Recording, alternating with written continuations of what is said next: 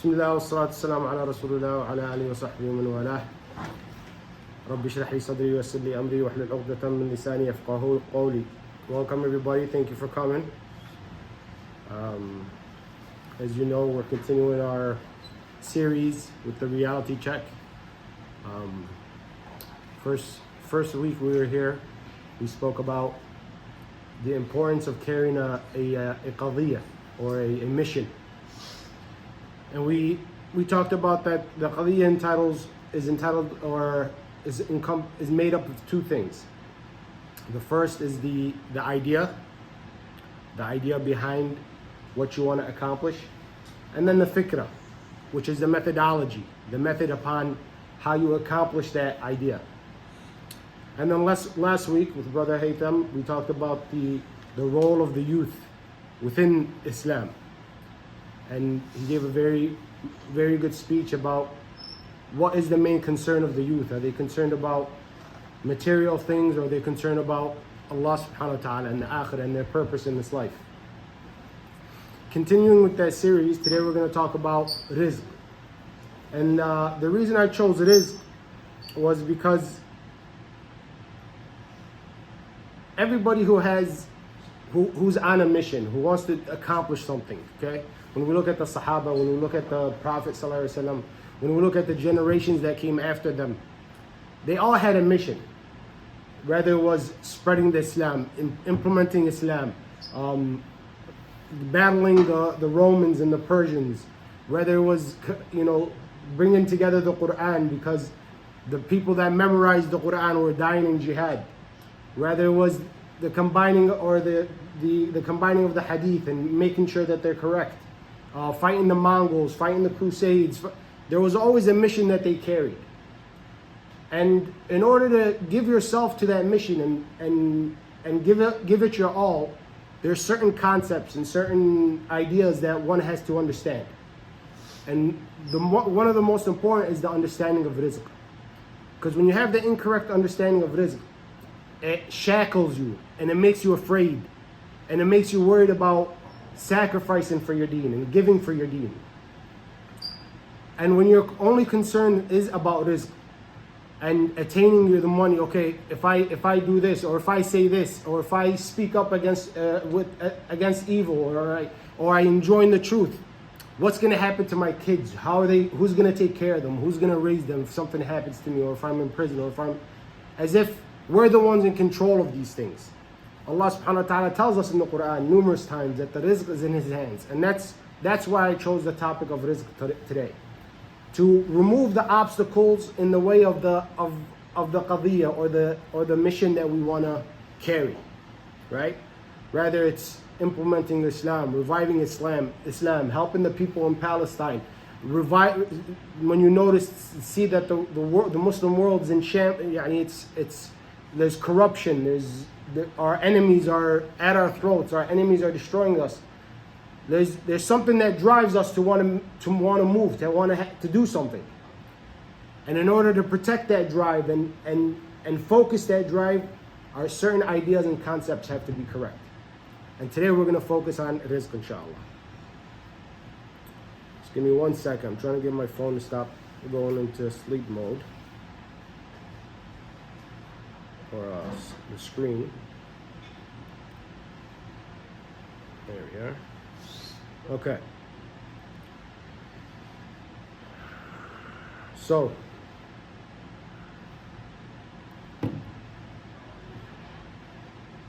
first let's understand what is rizq. So rizq in the human being's life is anything that he benefits from. So whatever it is that you benefit from is your rizq. Whether it's your money, whether it's your clothes, your home, your car, your children, your daughters, your health, your wealth, your knowledge, anything that you benefit from is rizq. And the seeking of rizq in the human being's life takes up most of our time. And I like to always use this comparison, if we look at our lives as in a pie graph, we see that a third of that time is spent sleeping. In a normal circumstance, 9 to 5, somebody working, another third of that time is spent seeking rizq. And then you have another third that, whether it's, working for Islam or reading or watching TV or playing video games or whatever it is that consumes that time. So rizq is very important. And it's understandably important because it's linked to our livelihood. What we eat, how we survive, our instinct of survival. Rizq is very important to us. So rizq is also a matter in which people compete in. And whenever there's competition, the drive is even more to attain that rizq. And I like this quote where people say, people buy things they don't need to impress the people that don't matter, right? So you always buy things to have a nice car, but do you really need that nice car? Do you really need the nicest car, the BMW or the Mercedes? Or you're trying to impress people that are not really that important to you? Just so you can say, okay, I have a nice car, right? When it comes to non-Muslims, their main concerns in life is rizq and sustenance. Their whole ideology, when we look at the capitalist ideology, when we look at secularism and capitalism, it's built on the idea of attaining, wealth. Of the big fish eat little fish. So their main concern in life is attaining rizq. I remember speaking to my political science teacher, and I forget exactly what event that sparked this conversation, but we were talking something that happened to do with the Prophet, whether it was somebody drawing the Prophet or burning the Quran. I forget which event that this took place in. But we're discussing it with the class, and me and him are going back and forth. And then I mentioned the Holocaust, and I was like, if it was somebody denying the Holocaust, we'll have a whole different. Nobody will be talking about freedom of speech and freedom of this. So he says something. He says, while you're worried about drawings or the Quran, people are out and making money and getting rich. And everybody just started agreeing with him, laughing and agreeing with him. And I told him, once everybody calmed down, I was like, okay, but to us, the most important thing in life is not money. To you, it might be. And anything that gets in the way of attaining that money, you don't really care about. Right? But to us, money is just a means to an end, a means to fulfill our purpose in this life. It is not our sole purpose. What we respect more is what we honor and respect and obedience to your parents and obedience to your religion. Money is just a means to us. So when we look at the capitalist ideology, what is their main thing that they measure societies on? They measure societies according to its GDP, gross domestic product. How much income can this society make? And that's what measures the strength or the honor of that society. The more money this state or this country makes, the better it is and the better position it is. They don't go look into the individuals of is there any poor people? Is there any people that are living on the streets? Is there any addictions to drugs? Is there any moral issues with the society? They look at the GDP and they measure the societies based on the GDP. So when we look at the attaining of rizq, this, like I said, takes up the main concern when it comes to non-Muslims, and unfortunately when it comes to Muslims as well. We see even within the Muslims, the attaining of rizq causes a person to neglect his health, to neglect his family, to neglect his obligations towards his deen, towards Allah subhanahu wa ta'ala. So without the correct understanding of rizq, the human will never feel content. They'll never be in content. They'll always want more. You have a nice car, you want another. You want the better car. You have a nice house, you want the bigger house. You have the nice watch, you want the better watch. You have the last year's phone, you want this year's phone. Because you'll never be content, and you'll think that I have to go and work, and I have to go and make this money, and I have to go do this, and I have to go do that, and neglect your obligations towards Allah subhanahu wa ta'ala. But with the correct understanding of Islam, the correct understanding of rizq, which we're going to cover here today. The Muslim, like I said, the rizq is just a means to an end. When we could see the examples from the Muslims during the time of the Prophet, where they did hijrah. They left their wealth, they left their homes and did hijrah to another land where they have nothing. And we know the story of Rabi'ah, where he is trying to escape Mecca and is captured. And then he says, I will give you all my wealth if you let me free. If you let me go. All my wealth. And he told them where he hides them. And then they went and took him. And when he reached Medina, the Prophet ﷺ, the angels already told him what happened. And he told Rabih al-Bay' ya Abu Yahya. Oh Abu Yahya, this was a great transaction. That you gave up all your wealth, gave up everything that you owned, so that you could do hijrah with the Prophet ﷺ and establish where he established the Islamic State. He gave everything that he ever owned. Or the famous story of Abu Dahdah. Abu Dahdah once witnessed a case that was brought to the Prophet ﷺ. And this case was between Abu Lubaba and an orphan boy. They had a land where there was a date tree in between their lands. So they brought the case to the Prophet Muhammad ﷺ, and they're discussing it, and then the Prophet ﷺ gave the judgment to who? To Abu Lubaba. So the orphan boy started crying. He started getting sad.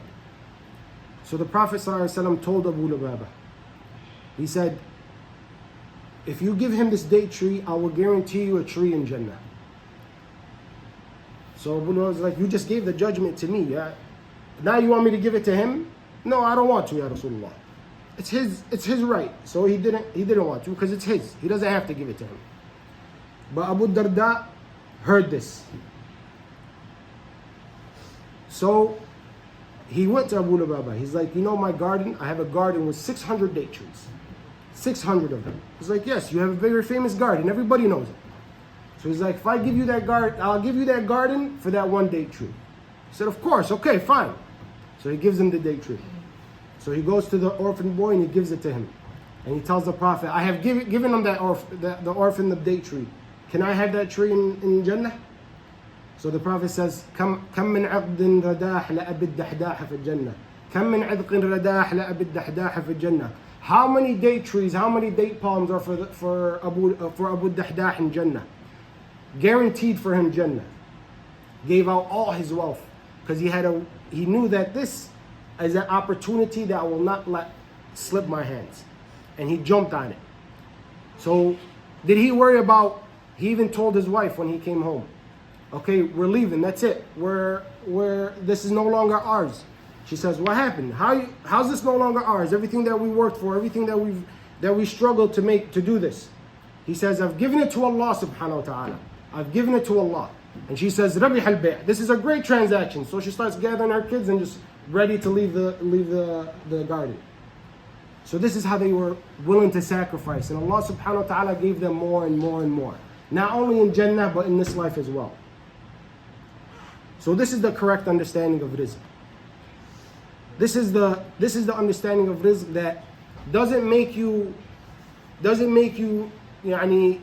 neglect everything else in this life and only focus on attaining the rizq. Time is flying by, so I have to go a little faster. So Allah subhanahu wa ta'ala tells us, from where is the rizq? Who gives us our rizq? Allah subhanahu wa ta'ala says in the Quran, وَمَا مِن دَابَّةٍ فِي الْأَرْضِ إِلَّا عَلَى اللَّهِ رِزْقُهَا وَيَعْلَمُ مُسْتَقَرَّهَا وَمُسْتَوْدَعَهَا كُلٌّ فِي كِتَابٍ مُبِينٍ. There is no moving creature on earth whose provision is not guaranteed by Allah. And the dabba here means كُلُّ مَا يَدُبُّ فِي الْأَرْضِ. Everything that moves on earth, Allah in this ayah is called dabba. وَمَا مِن دَابَّةٍ فِي الْأَرْضِ. And so there is no moving creature on earth whose provision is not guaranteed by Allah. And He knows where it lives and where it is laid to rest. All is written in perfect record. And Allah subhanahu wa ta'ala says, نحن قسمنا بينهم معيشتهم في الحياة الدنيا We alone have distributed their very livelihood among them in worldly life. And Allah subhanahu wa ta'ala says, وَأْمُرْ أَهْلَكَ بِالصَّلَاةِ وَاصْطَبِرْ عَلَيْهَا لَا نَسْأَلُكَ رِزْقًا نَحْنُ نَرْزُقُكَ وَالْعَاقِبَةُ لِلتَّقْوَى. Bid your people to pray and be diligent in observing it. We do not ask you to provide. It is we who provide for you. And the ultimate outcome is only for the people of righteousness. And Allah subhanahu wa ta'ala says, فَكُلُوا مِمَّا رَزَقَكُمُ اللَّهُ حَلَالًا طَيِّبًا وَاشْكُرُوا نِعْمَةَ اللَّهِ إِن كُنتُمْ إِيَّاهُ تَعْبُدُونَ. So eat from the good, lawful things which Allah has provided for you, and be grateful for Allah's favors if you truly worship Him alone. And then Allah subhanahu wa ta'ala also says, Allahu latifun bi'ibadihi yarziqu man yasha' wa huwa al-qawiy al-aziz. Allah is ever kind to His servants. He provides abundantly to whosoever He wills, and He is all-powerful, almighty.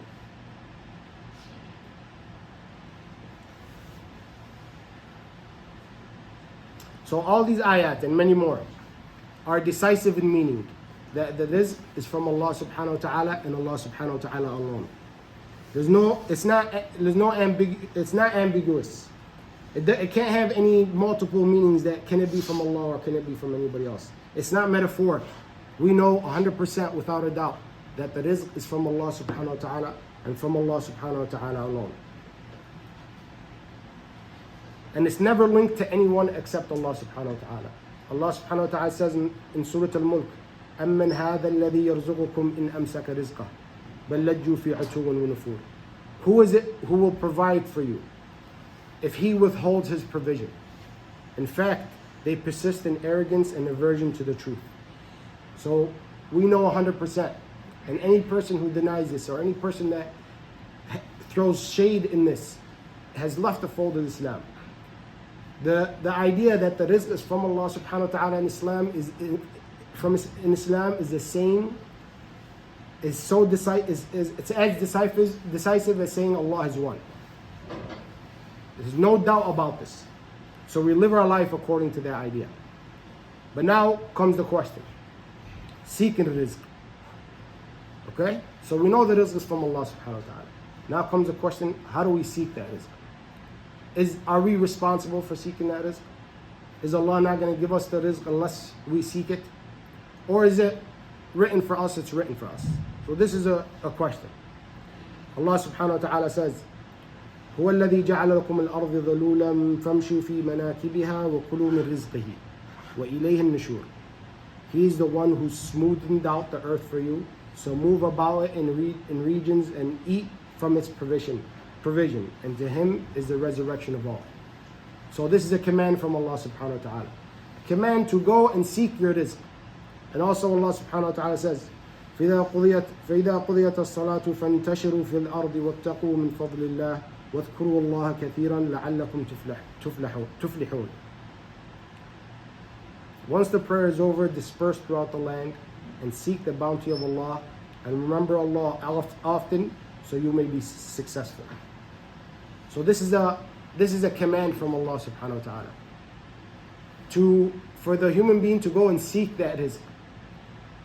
And this, when we seek this rizq, we don't say that this rizq is a cause, or this seeking, this sa'i, in Arabic it's called sa'i. This sa'i is a cause for us attaining that rizq. And we're going to cover this more in upcoming events when we talk about the cause of things. When we say this is the cause of something, it always has to exist, or always has to bring out that cause. For example, a knife is a sharp object. Its attribute is to cut, so it always cuts. Something that's sharp always cuts. The attribute of fire, something that's hot or fire, it's part of its attribute is that it always burns. So when we say something is the cause of something else, that the sa'i, the seeking of rizq, is the cause of attaining that rizq, that means that in order for that statement to be true, it always has to attain rizq. And we know and we realize and we experience throughout our lives that this is not true. You see people go and seek rizq and work and try to put in effort, but it doesn't work out. They probably lose money, or open the business and then they lose money.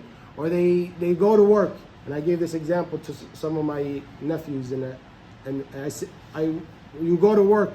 When I was working at a shop, working like $11, $12 an hour, you will go to work 8, 10 hours, and then drive home and get a ticket, and that day is gone, right? You spent $150, $200 for a speeding ticket, and you've lost all that is for no, you just wasted that whole day, right? So the seeking of rizq is not always the outcome of it is not always attaining rizq. What is the outcome? What is always the outcome is that the rizq is from Allah. When Allah gives you rizq, you get rizq. And same thing with ajal, which is going to be another subject that we're going to cover. When a person dies, the means of his death, a car accident, getting sick, getting shot, these are just means. They're not the cause of his death, because there are many people who have been in accidents and didn't die. There are many people who have been shot and didn't die. There are many people who are sick and didn't die. But the cause of death is always the ajal. ما كان لنفس أن تموت إلا بإذن الله كتابا مؤجلا. So this relationship between the cause and the effect, it always has to happen for us to say this is the cause of attaining rizq. So by definition, seeking or the sa'i is not a cause of attaining rizq.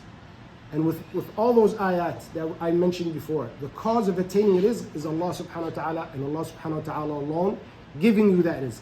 And I hope that's understood. Umar radiallahu anhu, there was people that used to spend their time in the masjid, Ahl Sufa. So Umar used to tell them, why aren't you guys working? Why aren't you guys seeking rizq? Why aren't you guys? And they'll say, إحنا متوكلون. He said, بل أنتم المتواكلون. You guys are the ones who are just thinking that you're not fulfilling your obligations towards Allah subhanahu wa ta'ala.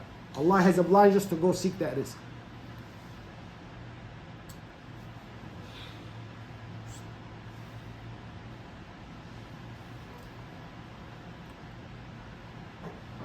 And we could see the story of Maryam. There's always been this debate when it comes to seeking rizq. Some have said there's two types of rizq. Still have time, right? Yeah, go on. Some have said there's two types of rizq. One that seeks you and one that you seek. Okay? Some said no. All the rizq seeks you. All the rizq that Allah subhanahu wa ta'ala has ordained for you comes to you. Whether you seek it or don't seek it. Right? But Allah has given you an obligation. Allah has commanded you to seek the rizq. So these are two opinions that the scholars have debated over throughout the years. And we could see that Maryam, the mother of Isa, Allah subhanahu wa ta'ala told her to shake the date palm, right? And we know the date palm tree, they're huge trees. A woman who just gave birth, shaking the date palm tree from the ground is not gonna drop dates, right? But Allah subhanahu wa ta'ala dropped it for her. So this is the command of Allah subhanahu wa ta'ala for her to go seek that rizq. Allah forced her told her to shake the tree. Even though that shaking of the tree will not attain the rizq, but Allah gave it to her. But there are other instances about Maryam where Allah subhanahu wa ta'ala gave her the rizq without nothing. Allah subhanahu wa ta'ala says, كلما دخل عليها زكريا المحراب وجد رزقا قال يا مريم أنى لك هذا. Every time he'll go into her room or her area, he'll see rizq, fruits, vegetables. Where did you get this from, ya Maryam? قالت هو من عند الله إن الله يرزق من يشاء بغير حساب. It is from Allah subhanahu wa ta'ala. He gives, He sustains with no accountability to whoever He wills. So this, she didn't seek any rizq. She didn't go and do the sa'i. She didn't go and search for it. It came to her. And we can see that rizq sometimes comes to you without any work, like inheritance, like a luqya, when you go and you find something on the ground, when an invitation, gifts, etc. But the other side will argue this is from the rizq that seeks you, not from the rizq that you have to go seek. And then the hadith of the Prophet ﷺ where he says, لو أن ابن آدم هرب من الرزق لو أن ابن آدم هرب من رزقه كما يهرب من الموت. If the children of Adam were to run away from their rizq like they run away from death, لأدركه رزقه كما يدركه الموت. That his rizq will find him just like death will find him. And the Prophet also tells us, after describing the stages of the baby in the womb, he says, ثم يرسل الملك فينفخ فيه الروح ويؤمر بأربع كلمات. That once the baby gets its ruh, it's ordered for 4 words. يكتب رزقه وأجله وعمله وشقي أو سعيد. That his rizq will be attained for him and will be written for him. His ajal, when he would die, his lifespan will be written for him. And whether he will be a person that struggles or he will be a person of ease and happiness. This is written for us. This is not in our control. This is something that Allah subhanahu wa ta'ala has ordained for us.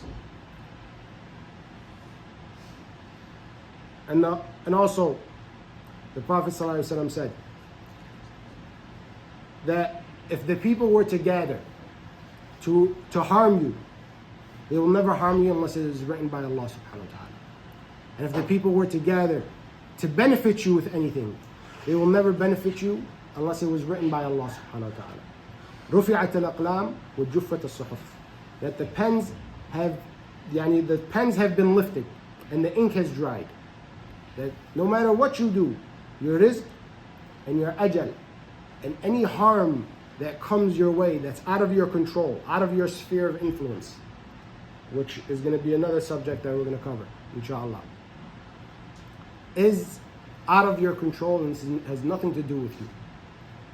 So neglecting your obligations, neglecting your qadiyya, neglecting your goals, neglecting your family, neglecting your health, all of this for seeking something that's already written for you, that is not gonna change, is not gonna increase or decrease by 1 penny, is something that is a waste of ability and a waste of time. Because, as I said, the rizq is already written for you and is coming for you no matter what. Now, a few disclaimers, right? Usually disclaimers come in the beginning, right? This time is going to go on the end. There's a few questions that come up. There are certain ayat that Allah subhanahu wa ta'ala mentions in the Quran that He associates rizq or equates rizq with the human being. Allah subhanahu wa ta'ala says, وَلَا تَأْتُوا السُّفَهَاءَ أَمْوَالَكُمْ التي جعل الله لكم قياما وارزقوهم فيها واكسوهم وقولوا لهم قولا معروفا. Do not entrust the incapable among your dependents with your wealth, which Allah has made a means of support for you. But feed and clothe them from it and speak to them kindly. So here Allah subhanahu wa ta'ala said that to give them rizq, to rizqhum.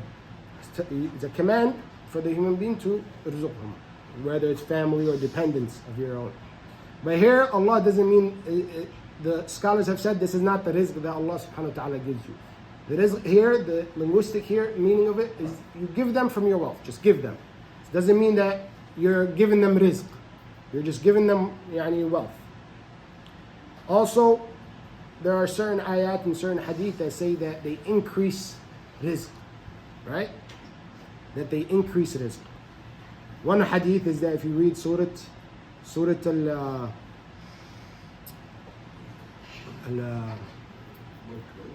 no, not Surah Al-Mulk. Allahumma salli ala Muhammad. Al-Waqi'ah. Or Al-Waqi'ah.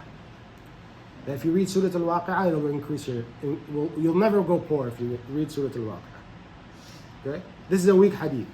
Okay? So people that know. This is a weak hadith. It's not. Some say it's even fabricated. So this is not a true statement. But there, in the Quran, Allah subhanahu wa ta'ala talks about that taqwa increases rizq. He says, وَمَنْ يَتَّقِ اللَّهِ يَجْعَلْ لَهُ مَخْرَجًا وَيَرْزُقْهُ مِنْ حَيْثُ لَا يَحْتَسِبُ. When whoever has taqwa of Allah, God consciousness of Allah, He will give him يجعل له مخرجا. He will give him a way out. And ويرزقه من حيث لا يحتسب. He will give him more rizq from where he doesn't think that, or a source that he can never imagine. Also, Allah subhanahu wa ta'ala mentions tawakkul, that tawakkul increases in rizq. He says, وَمَنْ يَتَوَكَّلْ عَلَى اللَّهِ فَهُوَ حَسْبُهُ إِنَّ اللَّهُ بَالِغٌ أَمْرِهِ قَدْ جَعَلَ اللَّهُ لَكُمْ شَيْئًا قَدَرًا. Whoever puts their trust in Allah, then He alone is sufficient for them. Certainly Allah achieves His will. Allah has already set a destiny for everything. And Allah subhanahu wa ta'ala also mentions about tawakkul. لو أنكم توكلتم على الله حق توكله لرزقكم كما يرزق الطير. Or this is a hadith, I'm sorry. This is a hadith of the Prophet sallallahu alaihi wasallam. لو أنكم توكلتم على الله حق توكله لرزقكم كما يرزق الطير تغدو خماصا وتروح بطانا. That if you had tawakkul on Allah subhanahu wa ta'ala, that Allah subhanahu wa ta'ala will give you rizq like He gives the bird rizq. It leaves in the morning hungry and comes back full. Allah also mentions istiqamah, being steadfast, increases in the rizq. وَأَنْ لَوْ اسْتَقَامُوا عَلَى الطَّرِيقِ لَأَسْقَيْنَاهُمْ مَاءً قَدَقًا. Also shukr, being thankful to Allah subhanahu wa ta'ala. لَإِن شَكَرْتُمْ لَأَزِيدَنَّكُمْ. And if you have shukr and you are thankful to Allah, Allah will increase your rizq. Also dua. The Prophet Nabi sallallahu alaihi wasallam كان يقول إذا صلى الصبح حين يسلم اللهم إني أسألك علما نافعا ورزقا طيبا وعملا متقبلا. After he used to pray the Salat al-Subh, he will ask Allah, I ask you knowledge that is beneficial, and I ask rizq, sustenance, good sustenance, and to accept our actions. But all of these ayat and all these ahadith, the scholars have said that this has to do with the barakah of the rizq. It has nothing to do with increasing your rizq. It has to do with Allah subhanahu wa ta'ala giving it barakah. So that with a little less rizq will last you a long time. Will help you more and benefit you more in the long run. So those are those ayat. I only have 2 minutes left, so I'll summarize real quick. So we see that the rizq is from Allah subhanahu wa ta'ala, and only from Allah subhanahu wa ta'ala. Our seeking or our sa'i for that rizq does not increase our rizq or decrease our rizq, but rather we are fulfilling the obligation because Allah subhanahu wa ta'ala commanded us to seek that rizq. Quick story before I end. There was 2 scholars debating this. And while they were debating, is that do you have to seek, in order for you to get the rizq, you have to seek it? And the other said, no, you don't have to seek it. It'll come to you no matter what. But you seek it. Seeking it is fulfilling the obligation to Allah. Okay? So they got hungry and they didn't have any food. So the one that said, I'm going to go seek it, and said that you have to seek, you have to do sa'i, went and did sa'i. The one that didn't stayed. He's like, I'm not. He's like, okay, we're going to see who's right. So he went and seen some people working. He said, I'll help you for some dates. And he helped them and they gave him some dates.